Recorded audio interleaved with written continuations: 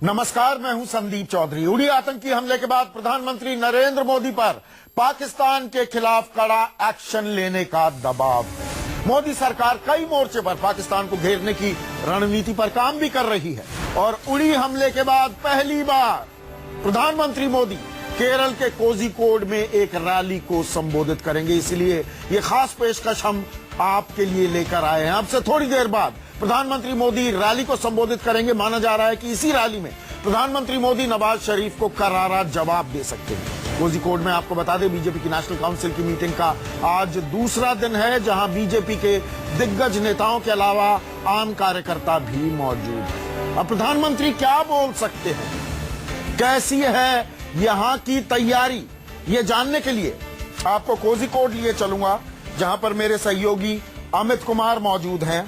अमित, मेरे साथ यहां पर एक बड़ा पैनल भी है, इनका परिचय मैं अपने दर्शकों से कराऊं उससे पहले जिस बात का इंतजार देश को पिछले 7 दिन से है, 7वां दिन हो गया उड़ी आतंकी हमले को, और अभी प्रधानमंत्री ने करारा जवाब देने की बात की, ट्वीट की, उसके अलावा उनका कोई सार्वजनिक बयान नहीं आया है।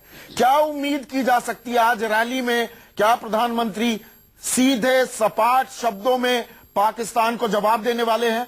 आपके सूत्र क्या बता रहे हैं? जहाँ तक मुझे जानकारी मिली है, अमित शाह ने भी अपने वहां पर जो मीटिंग हुई है, जो पदाधिकारियों की बैठक थी, जनरल सेक्रेटरी की बैठक थी, उसमें साफ तौर पर इंडिकेट किया है कि जो जनता चाहती है, जिस तरह के एक्शन चाहती है, उस तरह का एक्शन हम करेंगे और उसके ही इर्द गिर्द और उसी तरह का संदेश प्रधानमंत्री मोदी देंगे। कम से कम प्रधानमंत्री मोदी ये भरोसा दिलाने की कोशिश करेंगे कि जो बातें, जो वायदे उन्होंने चुनाव से पहले पाकिस्तान को लेकर, आतंकवाद को लेकर उन्होंने की थी, उसमें बदलाव नहीं हुआ है। पठानकोट के बाद एक बार मौका दिया गया था, अब जो उड़ी में हमला हुआ, क्योंकि देश के में जो जिस तरह से आक्रोश है, उस देखते हुए मुझे लगता है कि आज प्रधानमंत्री पाकिस्तान के खिलाफ एक बड़ा बयान देंगे, जो अब तक शायद इससे पहले आपने नहीं सुना होगा। हो सकता है कि पाकिस्तान को आतंकवादी देश तक घोषित करने की बात प्रधानमंत्री यहाँ पर कर दें या उन्हें आतंकवादी देश कह दें। तो इस तरह की चीजें कुछ होगी और साथ ही साथ जो पिछले 7 दिनों में भारत ने किस तरह से पाकिस्तान को अंतर्राष्ट्रीय स्तर पर अलग थलग किया, किस तरह से एक मुहिम जो चलाई गई है पाकिस्तान के खिलाफ आतंकवाद को लेकर, उस पर हो सकता है खुलासा करेंगे। क्योंकि आज सुबह भी तीनों सेना के कमांडर से मिलकर आ रहे हैं, चीफ से मिलकर आ रहे हैं, तो निश्चित तौर पर पूरी तैयारी के साथ मोदी आ रहे हैं और उम्मीदें भी यही है कि कम से कम जब पहली बार उड़ी हमला के बाद जनता से रूबरू हो, तो जनता को यह संदेश दे कि पाकिस्तान के खिलाफ, आतंकवाद के खिलाफ ठोस कदम उठाए जा रहे हैं। कितनी देर में ये रैली शुरू होने वाली है? देखिए, करीब 4:15 साढ़े 4 तक तो प्रधानमंत्री मोदी कोझिकोड पहुंचेंगे। फिर वो यहाँ पर रैली स्थल, जो कि एकदम सी बीच पर है, एकदम समुद्र के किनारे सभा हो रही है। और जो कहा जाता है ना कि समुद्र में जब शांति होती है, खामोशी होती है, लेकिन जब वही सुनामी का रूप लेती है तो फिर सब कुछ तबाह कर देता है। तो इस तरह का मुझे लगता है कि भारत अपनी तरफ से और नरेंद्र मोदी करीब 5:30 के लगभग ये सभा में उनका भाषण होगा प्रधानमंत्री मोदी का। तो एक तरह से ये पाकिस्तान को बताने की कोशिश करेंगे कि बहुत हुआ, हमने बहुत बर्दाश्त कर ली, अब आपको खामियाजा भुगतने का वक्त आया है और आपको कीमत चुकानी पड़ेगी, पाकिस्तान को कीमत चुकानी पड़ेगी, जो जवानों के साथ उन लोगों ने किया है, जिस तरह के आतंकी हमले किए हैं। तो एक मुझे लगता है सिर्फ भारत नहीं, पाकिस्तान में भी लोगों को इंतजार हुआ कि नरेंद्र मोदी क्या बोलते हैं आज कोझिकोड के रैली में। और मेरे साथ कुछ खास मेहमान जुड़ चुके हैं। मेरे साथ major general GD Bakshi Delhi से जुड़ चुके हैं। मेरे साथ स्टूडियो में मेजर जनरल PK सहगल, मेरे साथ ब्रिगेडियर BD मिश्रा, सभी रिटायर्ड हैं। अशोक सज्जनहार, जाने माने डिप्लोमेट, मेरे साथ जुड़ चुके हैं। जनरल सहगल, आपसे मैं शुरुआत करूं। आप, मुझे सुधांशु मित्तल भी दिख रहे हैं, कोझिकोड में बैठे हुए हैं। आपकी मैं राय लूं उससे पहले, सुधांशु, आपको मेरी आवाज आ रही है? अभी उनकी आवाज नहीं आ पा रही है, थोड़ा वीडियो लिंक में दिक्कत है। सहगल साहब, आप क्या उम्मीद करते हैं? एक रैली है, हमें ये बात ध्यान रखनी होगी, यहां पर बीजेपी कार्यकर्ताओं की, नेताओं की तादाद ज्यादा होगी, वहां पर क्या बोलेंगे प्रधानमंत्री? आप क्या उम्मीद करते हैं? प्रधानमंत्री मेरे मुताबिक बोलेंगे तो जरूर कि इस समय आ गया पाकिस्तान को पनिश करने का, और हम पनिश जरूर करेंगे। लेकिन मेरे मुताबिक अगर पनिश करना था तो 24 to 48 आवर्स के अंदर कर देना चाहिए था। अभी पाकिस्तान की पूरी फौज डिप्लॉयड है। मिलिट्री एक्शन की बात कर रहे हैं, पनिशमेंट और भी हो सकती है। पनिशमेंट और भी हो सकती है। पनिशमेंट ओवर्ट तरीके से, कोवर्ट तरीके से। अगर मिलिट्री एक्शन है तो 24-48 आवर्स में हमको मैक्सिमम पे ऑफ। आप कोल्ड स्टार्ट की बात कर रहे हैं, जो हमारा वो ठंडे बस्ते में रखा हुआ है, वो स्ट्रैटेजी, वो डॉक्ट्रिन जो हमने 2004 में बनाई थी। कोल्ड स्टार्ट की बात नहीं कर रहा, हम उस माफी का इतना बड़ा ऑपरेशन नहीं करना चाहते। छोटा operation, limited operation in limited area with sufficient punishing power, ये करना था तो 24 से 48 घंटे के अंदर करना था। अभी पाकिस्तान की आर्मी पूरी सतर्क है, पाकिस्तान की एयरफोर्स फुली डिप्लॉयड है। पे ऑफ्स इतने आसानी से नहीं मिलेंगे। अपनी फौज भी जो जाएगी हताहत हो सकती है। अगर हवाई जहाज इस्तेमाल करते हैं, हवाई जहाज भी गिराए जा सकते हैं। पाकिस्तान के एयर डिफेंस का रुख इस तरफ हो गया हुआ है, सारी तरफ से सतर्क उनकी हो गई। लेकिन उसके बावजूद भी आपके बड़ी सारी ऑप्शंस हैं। All along the line of communication जो है, लाइन ऑफ कंट्रोल है JNK में, वहां से या सियाचिन से लेके भुज तक आप बहुत बड़े पैमाने पर आर्टिलरी ब्लिट्जक्रीग कर सकते हैं। You need not definitely strike the terrorist training camps. आप उनके और बहुत सारे पोस्ट हैं जो काफी वल्नरेबल हैं, जिनको आप बड़ी आसानी से हिट कर सकते हैं और बड़ी बड़ी बड़ी ताकत में, और उनके यहाँ बहुत बड़े पैमाने पर कैजुअलिटीज कर सकते हैं। इससे एस्केलेशन का खतरा बिल्कुल नहीं है। इससे एस्केलेशन का खतरा नहीं है, आप ये कह रहे हैं। जीडी बख्शी, आप क्या उम्मीद लगाए बैठे हैं आज प्रधानमंत्री के भाषण से? 7 दिन बाद आज प्रधानमंत्री सार्वजनिक मंच से बोलने वाले हैं उड़ी हमले के बाद। देखिए, ना सिर्फ पूरे भारतवर्ष की बल्कि पूरी दुनिया की आंखें टिकी हैं आज कि हमारे प्रधानमंत्री क्या बोलेंगे। बात यह है साहब कि पिछले 30 वर्षों से भारत एक रक्षात्मक, प्रतिक्रियात्मक और एक ऐसी पॉलिसी, डिफेंसिव पॉलिसी फॉलो कर रहा है which is confined to consequence management on all sides of our border. इसके दौरान 80,000 भारतीय नागरिक शहीद हो चुके हैं। याद रखिए, ये दौर पंजाब में शुरू हुआ था जहां 21,000 भारतीय नागरिक शहीद हुए, सुरक्षा कर्मी शहीद हुए। फिर जब हमने वहां काबू पाया तो ये जम्मू कश्मीर में गया, 45,000 हमारे नागरिक शहीद हो चुके हैं। 1993 में तो पूरे भारत में खुल सिम हो चुका है और कोई 15,000 और। अगर आप साउथ एशिया टेररिज्म पोर्टल के आंकड़े देखें तो 80,000 भारतीय नागरिक शहीद हो चुके हैं। बात यह है, अब फैसला आपको ये लेना है कि क्या यही सिलसिला 30 साल और चलता रहेगा? क्या हमारी भारतीय जाने, भारतीय खून इस तरह गिरता रहेगा?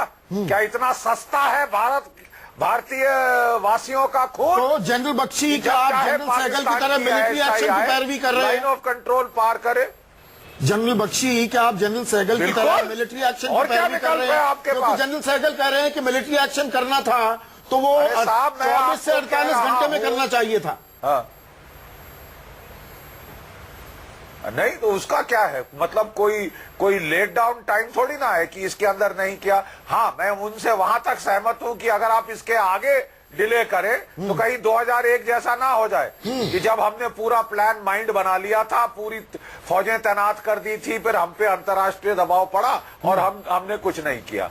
वो हमने देखा है ऑपरेशन पराक्रम में होते हुए देखा है। अशोक सजनहार, सिर्फ मिलिट्री एक्शन से ही पाकिस्तान को करारा जवाब दिया जा सकता है या हमारे पास और कूटनीतिक औजार में शब्द इस्तेमाल करें? हालांकि डिप्लोमेसी में ऐसे शब्द इस्तेमाल होते नहीं है। और भी हमारे पास कूटनीतिक औजार हैं क्या पाकिस्तान पर दबाव डालने के लिए? आप औजार कहें, इंस्ट्रूमेंट्स कहें, कुछ कहें, पर यकीनन हमारे पास बहुत सारे ऐसे तरीके हैं जिससे कि हम पाकिस्तान मसलन पहला एक कूटनीतिक दबाव जो हमें सीधे सीधे अप्लाई करना चाहिए। अंतर्राष्ट्रीय स्तर पर उनको अलग थलग करना और ये प्रयास करना कि उनके विरुद्ध सैंक्शंस अगर हम करवा सकते हैं तो वो उनके विरुद्ध लगाए जाएं। यूरोपियन यूनियन से बड़े कड़े शब्द हमने सुने हैं जी बलूचिस्तान के। परंतु उससे पहले अगर आप देखें तो 2 दिन पहले अमेरिकी कांग्रेस में भी 2 कांग्रेसमैन ने ये एक प्रस्ताव दिया है जो उनको आतंकवादी राज्य, आतंकवादी देश करार दिया जाए। अमेरिका से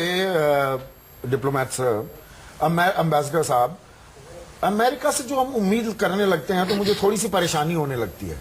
दरअसल अमेरिका का नेचुरल एलाय तो पाकिस्तान है, हम नेचुरल एलाय नहीं है।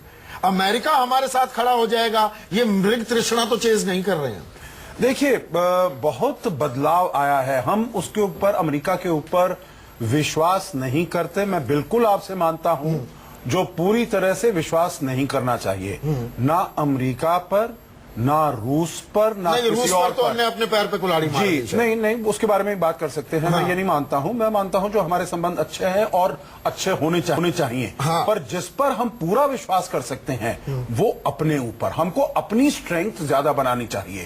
परंतु इसके साथ कहते हुए मैं ये कहूंगा जो अमेरिका में बहुत बदलाव आया है पिछले कुछ सालों में, 10 सालों में, उनका जो रुझान है भारत की तरफ बहुत ज्यादा हुआ है और इसीलिए उसका एक सिंबॉलिक रिप्रेजेंटेशन है जो ये 2 रिप्रेजेंटेटिव्स ने वहां पर कहा है। आप पिछले कुछ समय में भी देखिए, पिछले महीने वहां पर जो $300 मिलियन की उनको मिलिट्री सपोर्ट देना था वो उन्होंने यूएस कांग्रेस ने देने से मना कर दिया क्योंकि वहां के जो सेक्रेटरी डिफेंस थे एस्टन कार्टर, उन्होंने ये सर्टिफाई करने से इनकार कर दिया जो वहां पर वो आतंकवाद के विरुद्ध काम कर रहा है या नहीं कर रहा है। उससे थोड़ा सा पहले उन्होंने F-16 हवाई जहाज जो देने थे वो भी उन्होंने देने में मना कर दिया। मैं ये कहना चाहता हूं जो देखिए आज अमेरिका की कांग्रेस में, वहां के सेनेट में जो हमारा फ्रेंडशिप ग्रुप है सेनेट में, करीब 100 में से लेकर 90 लोग जो है, 90 उनके जो सेनेटर्स हैं वो उस गुट के मेंबर हैं। तो ये दबाव हमें लगातार बनाना होगा।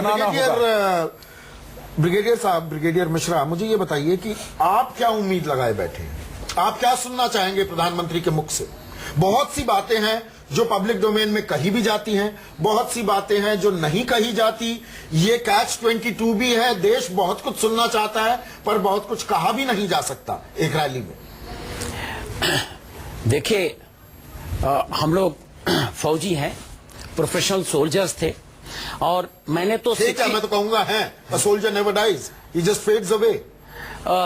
खैर, मैंने कारगिल युद्ध के लिए जब फिर से वापस जाने का मैंने एप्लीकेशन दिया था और फर्नांडिस साहब का, तो हमको एक जवाब आया था कि आप एक्टिव रोल पर नहीं है। मैं उस युद्ध में जाना चाहता था, तब तक मैं रिटायर हो गया था, तो शायद थोड़ा सा फर्क हो जाता है। मैं कहना यह चाहता हूं कि मैंने तो 1962 वार से शुरू किया था। मैं 1962 वार में था और उस वक्त जब हमारे ऊपर अटैक हुआ था तो हिंदी चीनी भाई भाई करके असॉल्ट हुआ था और वो पीड़ा है और हमारे जितने भी फौजी हैं सबको पीड़ा है। इसलिए पीड़ा है कि देश के ऊपर कभी भी ऐसे अटैक हो जाते हैं जो नागवार गुजरता है और हमको बिल्कुल एक्सेप्टेबल नहीं है और ये भी बात है कि उसका रिटेलिएशन होना चाहिए। और मैं ये भी कहना चाहता हूं कि मैं आज के दिन में जो हमारे डीजीएमओ, एक्चुअली आज इंप्लीमेंट कौन करेगा हमारी पॉलिसी, चाहे एक्टिव असॉल्ट हो चाहे किस तरीके का, पर पहले राजनीतिक हामी तो होनी नहीं। सुनिए, मैं कहना यह चाहता हूं, हरी झंडी तो राजनेता दिखाएंगे। मैं कहना यह चाहता हूं कि हो सकता है कि राजनीतिक झंडी हो गई हो। आपको याद होगा 1971 में जब राजनीतिक झंडी हुई तो फील्ड मार्शल मानिक शाह ने कहा कि नहीं, अब सिचुएशन अलग है, अभी मुझे वक्त चाहिए। अब बिल्कुल कहा था, बिल्कुल कहा उन्होंने था, अटैक का वक्त बिल्कुल थोड़ा कहा सा था डिले किया था। और उन्होंने, अब इंदिरा गांधी ने उस वक्त अपनी मीटिंग पोस्टपोन कर दी कि हम 4 बजे मिलेंगे। तो बाकी जो 2 चीफ थे उन्होंने कहा कि thank you very much, bye bye, perhaps there will be another army chief. तो कहना यह मैं चाहता हूं कि मैं तो रिस्पेक्ट करता हूं जो डीजीएमओ ने कहा है और डीजीएमओ की जो बात है, मुझे लगता है एज प्रोफेशनल सोल्जर उसमें काफी दम है कि मुझे सिलेक्ट करना पड़ेगा अपना समय, अपना मेथड और अपनी जगह।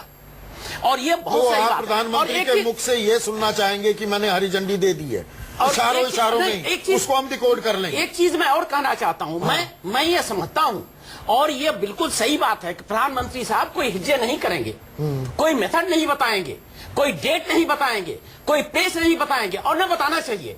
और मैं एक बात और कहना चाहता हूं, जब वो विपक्ष में थे कुछ और कहते थे, वो अलग बात है। वो आप उसका तबसरा आप करिए, तबसरा आप करिए, मैं उस पर नहीं करूंगा। लेकिन मैं कहना यह चाहूंगा कि आज के दिन जो लोग मेथड सजेस्ट कर रहे हैं और कहते हैं एस्केलेशन नहीं होगा, मैं समझता हूं कि उनको ये मान के चलना पड़ेगा कि हमको सब चीज के लिए तैयार होना पड़ेगा। और अगर कोई आज ये सर्टिफिकेट दे दे कि ये करो एस्केलेशन नहीं होगा, तो मैं समझता हूं कि इंडियन आर्मी को इस बात को इसका बात को न सुने और तैयार रहे। तो ब्रिगेडियर मिश्रा कह रहे हैं एस्केलेशन होगा ही होगा, कोई there is no escape to it. Sudhanshu Mittal, आप वहां पर कल से हैं कोझिकोड में, आपने कार्यकर्ताओं और जो वरिष्ठ नेता हैं और मंत्री भी हैं सबसे बातचीत की है।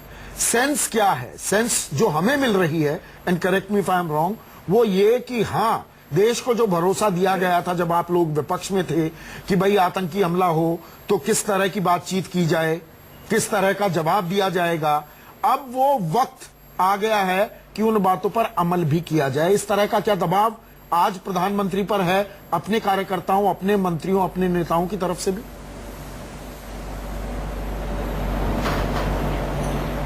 संदीप जी, आपने कहा कि यहाँ का माहौल क्या है। यहाँ के माहौल में दो तीन चीजें बड़ी स्पष्टता से निकल के आ रही हैं। पाकिस्तान के साथ संबंध सुधारना, उसका प्रयत्न जो है अब शायद कोई फल नहीं लाएगा, क्योंकि बार बार कोशिश के बावजूद पाकिस्तान अपनी हरकतों से बाज नहीं आ रहा। दूसरा, जो तरीके पाकिस्तान ने अख्तियार करे हैं, उन तरीकों में कूटनीति एक अंग तो है जवाब देने का, लेकिन सिर्फ एक ही माध्यम नहीं है। एक यहाँ पे भावना इस तरह की उत्पन्न है।